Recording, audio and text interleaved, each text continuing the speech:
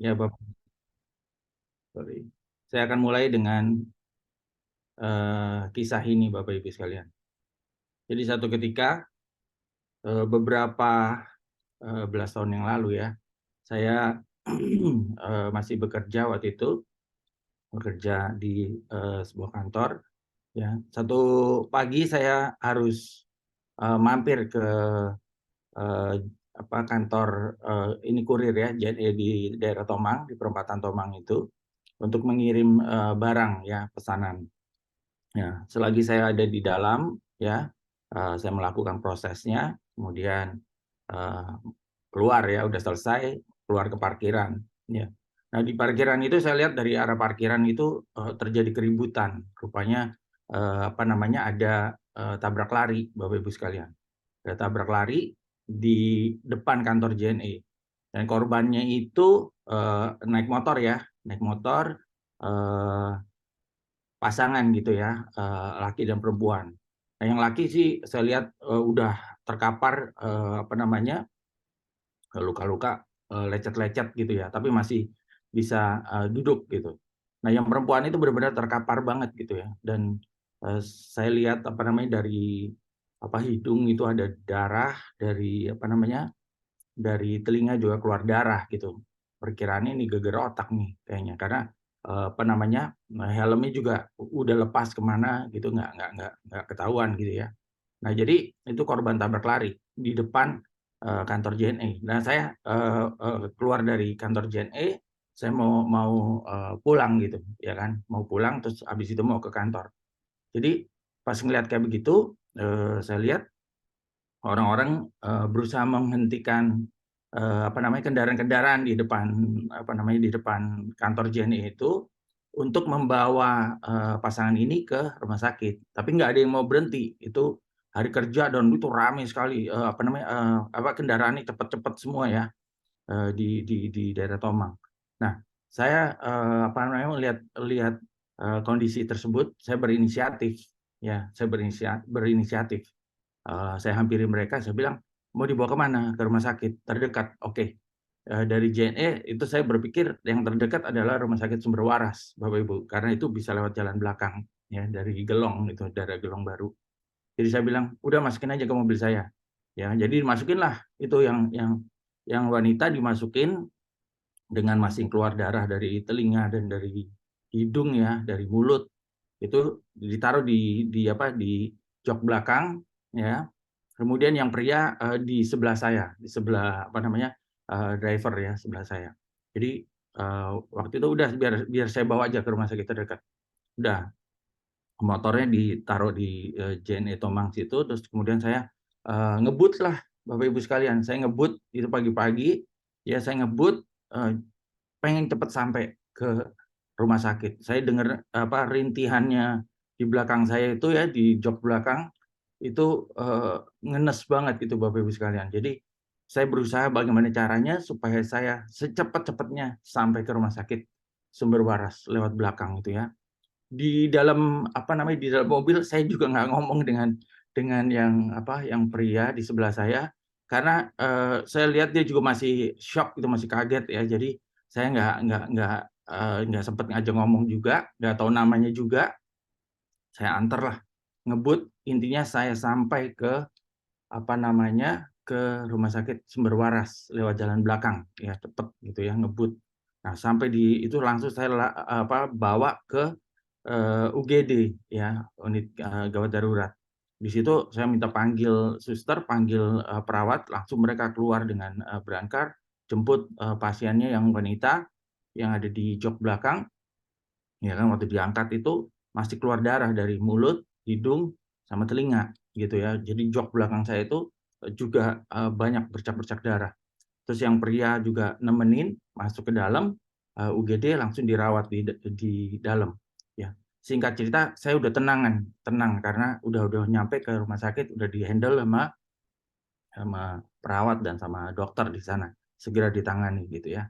Singkat cerita kemudian saya pulang, Bapak Ibu sekalian. Dulu saya belum belum tergabung dalam SPOS, SPOS belum ada ya. Belum terpikir mau memfollow up juga. Jadi waktu itu cuman berpikir bagaimana secepatnya membawa pasangan tersebut sampai ke rumah sakit dan mendapatkan perawatan. Ya, jadi benar-benar lost contact. Saya nggak tahu namanya, saya nggak tahu gimana kondisinya juga hari ini. Cuma puji Tuhan, saya percaya bahwa pasangan tersebut sudah ditangani dengan baik, ya Bapak Ibu sekalian. Ya. Nah, saya akan masuk ke dalam firman Tuhan yang akan saya sampaikan pada hari ini tentang the Good Samaritan. Ya, diambil dari Lukas 10 ayat 25 sampai 37. Terjemahan baru edisi 2, ya.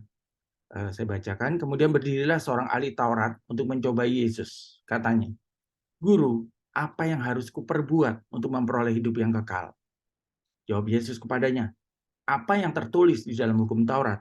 Apa yang kau baca di dalamnya?"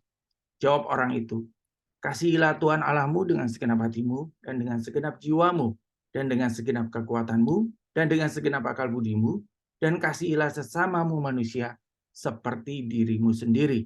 Kata Yesus kepadanya, "Jawabmu itu benar. Perbuatlah demikian, maka engkau akan hidup."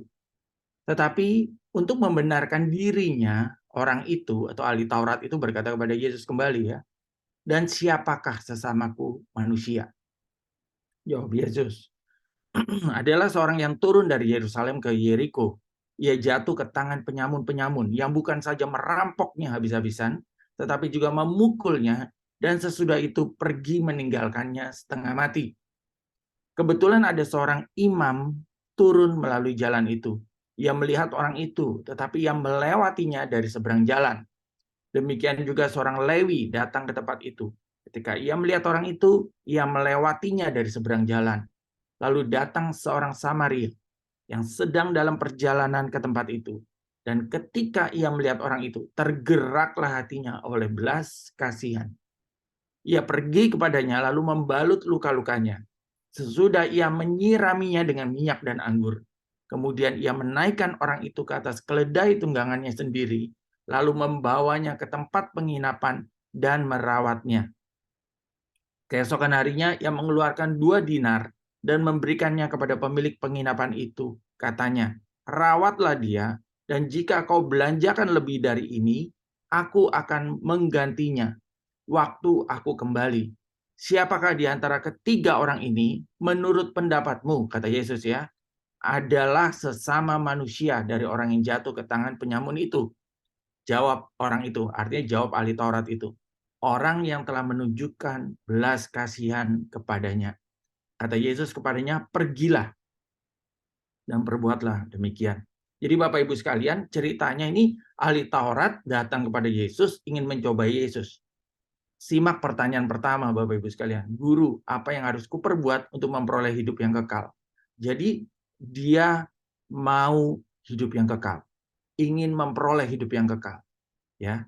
Dan Yesus tanya kembali, "Nah, apa yang kamu baca di dalam Taurat untuk memperoleh hidup yang kekal?" "Oh, kasihilah Tuhan Allahmu, dan yang kedua, kasihilah sesamamu manusia seperti dirimu sendiri." Jadi 2 itu, 2 perintah itu, ya. Nah, jadi Yesus mengakhiri kisah ini dengan berkata, "Pergilah dan perbuatlah demikian." Jadi artinya Bapak Ibu sekalian, kalau kita melihat di sini, untuk memperoleh hidup yang kekal, cuman ada 2 cara, mengasihi Tuhan dan mengasihi manusia. Ya, itu seperti 2 sisi dari sebuah koin, ya, yang tidak bisa dipisahkan. Ya, satu sisi mengasihi Tuhan, satu sisi mengasihi manusia. Kita pun tidak bisa milih-milih. Saya cuma mau mengasihi Tuhan saja, tidak mau mengasihi manusia. Karena itu adalah 2 sisi mata uang, 2 sisi koin seperti itu. Ya Bapak Ibu sekalian. Kita akan membahasnya lebih lanjut, ya. Kita lihat di sini case-nya itu adalah pria dirampok, ya. Seorang pria dirampok, seorang Yahudi yang dirampok. Kondisinya dia sekarat, hampir mati dikatakan, luka lebam, luka terbuka akibat benda tumpul dan benda tajam, ya. Kalau rinci lebih lanjut. TKP-nya itu the Valley of Death, atau antara Yerusalem dan Jericho itu ada lembah yang disebut Valley of Death, ya. Ada lembah kekelaman atau lembah kematian. Itu tempat yang menyeramkan di mana itu sering terjadi bandit atau perampok atau orang-orang yang berniat jahat yang akan merampok dan akan menjarah harta musafir-musafir atau orang yang melalui jalan dari Yerusalem menuju Yeriko atau sebaliknya. Nah, kerugian materinya kita lihat keledainya dirampok, uang tunainya diambil, jubahnya, bajunya, dan semua harta bendanya semua dirampok, ditinggalkan dengan kondisi terluka. Nah, saksi matanya siapa? Seorang imam tadi disebutkan, seorang Lewi, dan seorang asing. Saya itu seorang Samaria. Ya, tingkat urgensinya sangat urgent karena ini membutuhkan segera bantuan. Solusinya harus segera dirawat dan dibawa keluar dari wilayah itu ke kota terdekat. Nah, saya ingin menyampaikan ya, waktu saya membaca ini ya, mengapa Yesus bicara tentang orang Samaria untuk teladan mengasihi sesama manusia ya. Jadi apa yang Yesus sampaikan itu sangat ekstrim sebenarnya ya. Bagaimana satu sisi mengasihi sesama tapi memberi contohnya itu adalah orang yang dirampok, digebukin, yang setengah mati, udah luka-luka.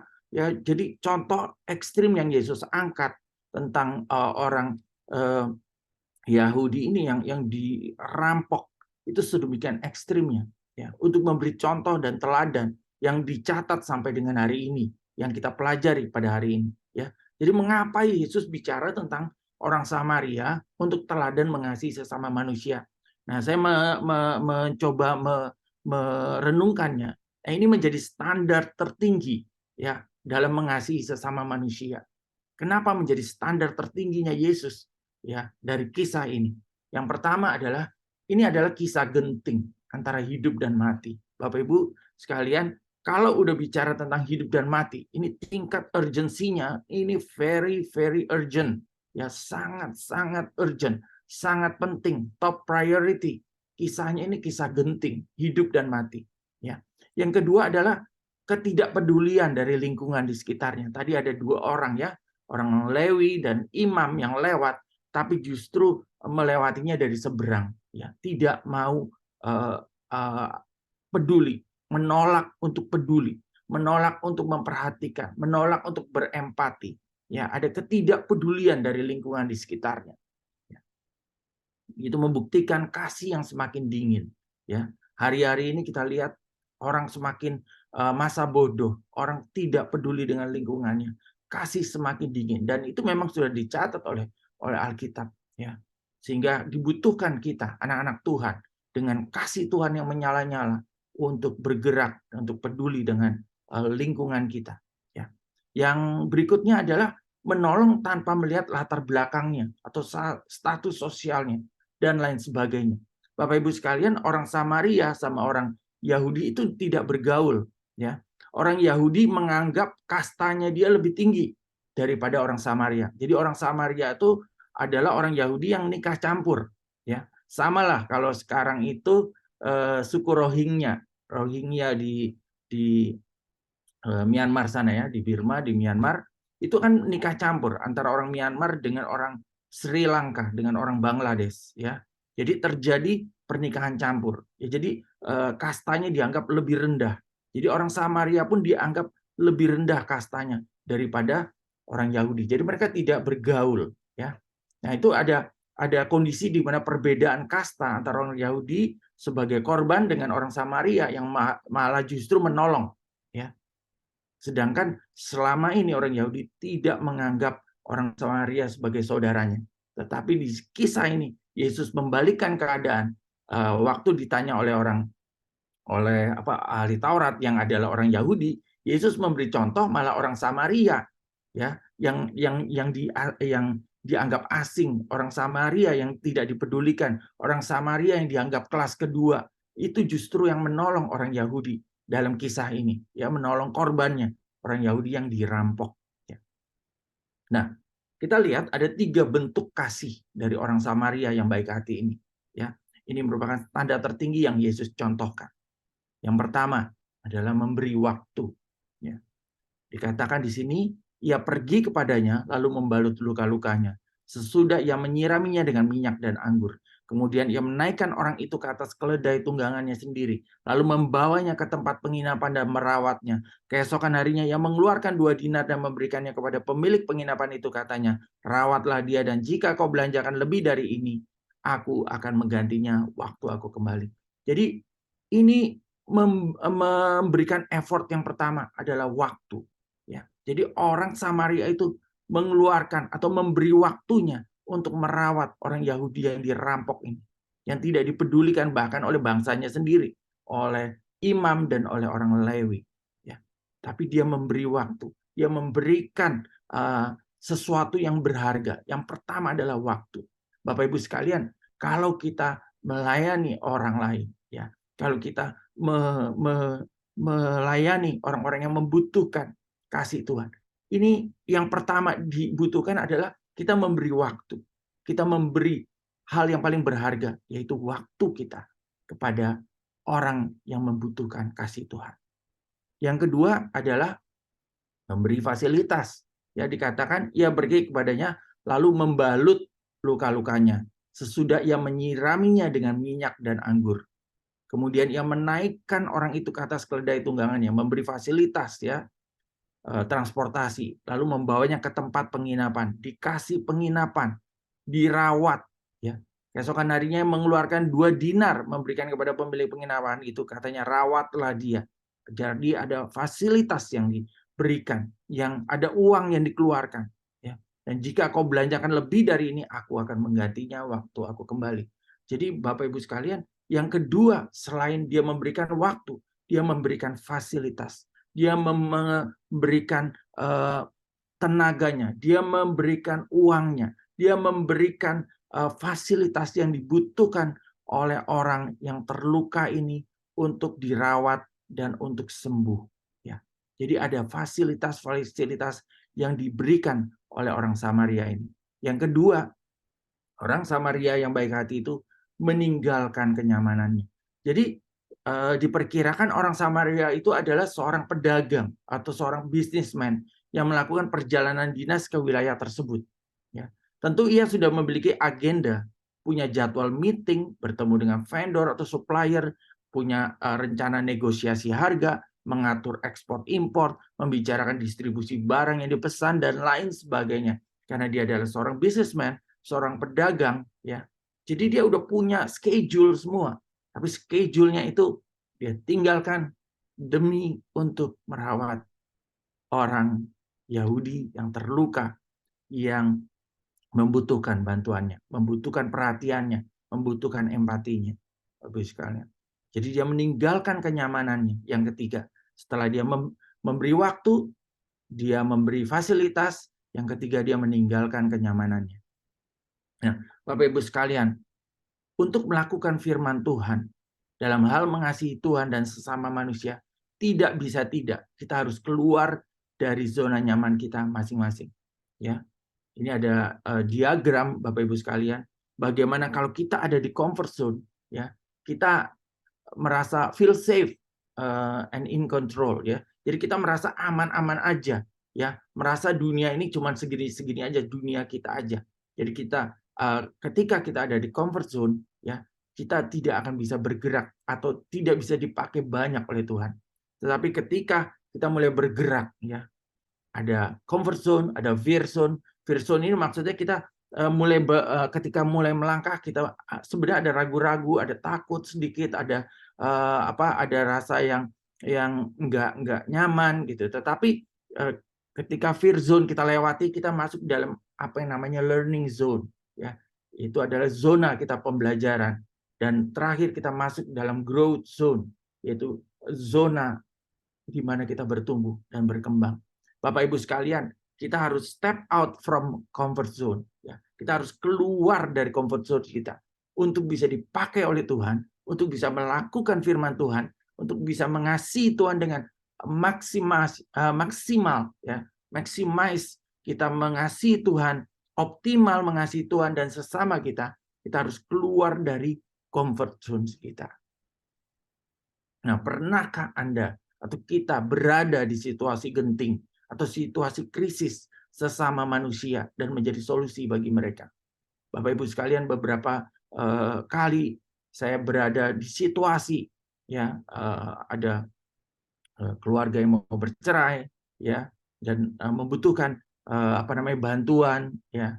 Saya saya sebenarnya bukan khusus buat konseling Bapak Ibu sekalian ya. Saya tahu saya bukan orang yang betah untuk konseling mendengarkan berlama-lama, tetapi dalam kondisi-kondisi tertentu Bapak Ibu sekalian, ketika ada dalam situasi genting atau krisis, Tuhan mampukan saya untuk bisa menjadi pendengar yang baik, Bapak Ibu. Jadi ketika ada keluarga yang mau bercerai, saya hadir di situ, saya menyelesaikan masalahnya ya. Ketika ada beberapa kali orang yang hendak mau bunuh diri ya, karena hutang piutang, karena masalah-masalah lain, saya hadir di situ juga untuk memberikan solusi. Saya menyampaikan firman Tuhan, saya mendoakan mereka, saya mengencourage mereka. Nah, saya percaya kita semua pernah atau mungkin ada di dalam situasi-situasi genting atau krisis sesama manusia, seperti yang Yesus contohkan di dalam kitab yang tadi kita baca di dalam kitab Lukas, tentang orang Samaria yang baik hati itu, yang menolong orang Yahudi yang bahkan tidak dikenalnya, bahkan yang menganggap orang Samaria itu adalah kelas kedua ya. Jadi kita pasti akan masuk, Bapak Ibu sekalian, ketika kita keluar dari comfort zone kita. Kita akan melihat situasi-situasi genting, situasi-situasi krisis sesama manusia, dan kita justru Tuhan mau pakai kita menjadi solusi bagi mereka. Nah, berapa kali kita membaca, menemukan Yesus berada di situasi genting atau situasi krisis sesama manusia dan mengubahnya menjadi mujizat. Bapak Ibu sekalian, saya percaya Yesus ketika datang ke anak Yairus, membangkitkan anak Yairus, ya itu dalam situasi genting, ya. Ketika Yesus menyembuhkan orang yang lumpuh, orang yang buta, itu dalam situasi genting. Kita nggak tahu situasinya seperti apa pada waktu itu, ya. Bisa jadi mereka sudah give up dan mereka ingin bunuh diri mungkin, atau mereka udah benar-benar akan meninggalkan Tuhan. Ada situasi genting atau situasi krisis yang terjadi, ya. Tetapi Yesus selalu hadir di dalam segala situasi genting dan situasi-situasi krisis. Bahkan ketika murid-muridnya ada di dalam situasi genting dan situasi krisis, ya, Yesus tetap hadir di situ, bahkan mengubahkannya menjadi mujizat. Nah, bukankah seharusnya kita seperti Yesus, menjadi solusi, membawa mujizat di situasi genting atau situasi krisis sesama kita manusia. Nah, Tuhan tidak mencari orang yang mampu, namun orang yang bersedia memberi diri untuk melakukan firman Tuhan, untuk submit melakukan firman Tuhan. Nah, ada 3 respon terbaik Bapak Ibu sekalian sebagai penutup, ya. Yang pertama, kita harus siap sedia. Tuhan bisa pakai siapapun dan kapanpun. Tuhan bisa pakai Bapak Ibu sekalian dimanapun dan kapanpun. Asalkan kita siap sedia, kita mau dipakai oleh Tuhan, maka Tuhan akan memakai kita. Roma 15 ayat 1-2 berkata, kita yang kuat wajib menanggung kelemahan orang yang tidak kuat. Dan jangan kita mencari kesenangan kita sendiri dalam kurung comfort zone. Setiap orang di antara kita harus mencari kesenangan sesama kita demi kebaikannya untuk membangunnya. Yang kedua, selain siap sedia yang pertama, buka mata, buka telinga. Galatia 6 ayat 2 berkata, bertolong-tolonganlah menanggung bebanmu. Demikianlah kamu memenuhi hukum Kristus. Jadi hukum Kristus itu berbicara tentang saling membantu, saling menolong, menanggung beban sesama kita. Yang ketiga, Bapak Ibu sekalian, masuklah dalam pelayanan. Ada banyak kesempatan untuk praktek di dalam pelayanan. Ya. Bapak Ibu bisa masuk dalam pelayanan SPOS, ya. Bapak Ibu bisa masuk dalam pelayanan-pelayanan yang lain, ya, di mana Bapak Ibu bisa berjumpa dengan jiwa-jiwa, melayani mereka, mengetahui kebutuhan mereka, mendoakan mereka, dan mensupport mereka, memberikan firman Tuhan, menyampaikan, bahkan Tuhan bisa pakai kita dalam berbagai area di dalam pelayanan-pelayanan kita. Roma 12 ayat 7-8 berkata, jika karunia untuk melayani, baiklah kita melayani. Jika karunia untuk mengajar, baiklah kita mengajar. Jika karunia untuk menasihati, baiklah kita menasihati.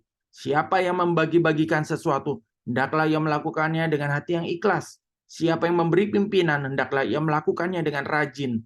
Siapa yang menunjukkan kemurahan, hendaklah ia melakukannya dengan sukacita. At the end, Bapak Ibu sekalian, semua untuk Tuhan. Kolose 3 ayat 23 berkata, apapun juga yang kamu perbuat, perbuatlah dengan segenap hatimu, seperti untuk Tuhan dan bukan untuk manusia. Dan Kolose 3 ayat 17 berkata, dan segala sesuatu yang kamu lakukan dengan perkataan atau perbuatan, lakukanlah semuanya itu dalam nama Tuhan Yesus sambil mengucap syukur oleh Dia kepada Allah Bapa kita. Saya selesai, Bapak Ibu sekalian.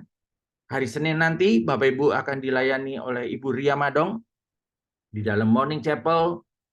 Ajak teman, ajak saudara untuk hadir dalam Morning Chapel, karena saya percaya Tuhan menyediakan berkat-berkat yang luar biasa untuk Bapak Ibu sekalian.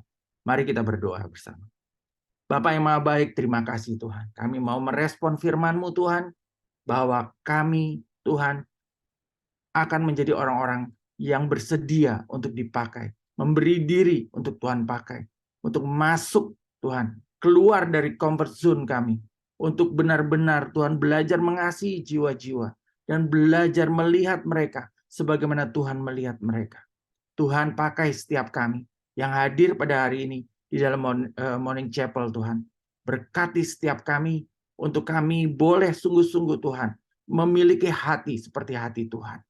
Terima kasih Bapa di surga. Kiranya berkat-Mu turun atas setiap kami. Berkat kesehatan, berkat kekuatan, berkat penyertaan Tuhan.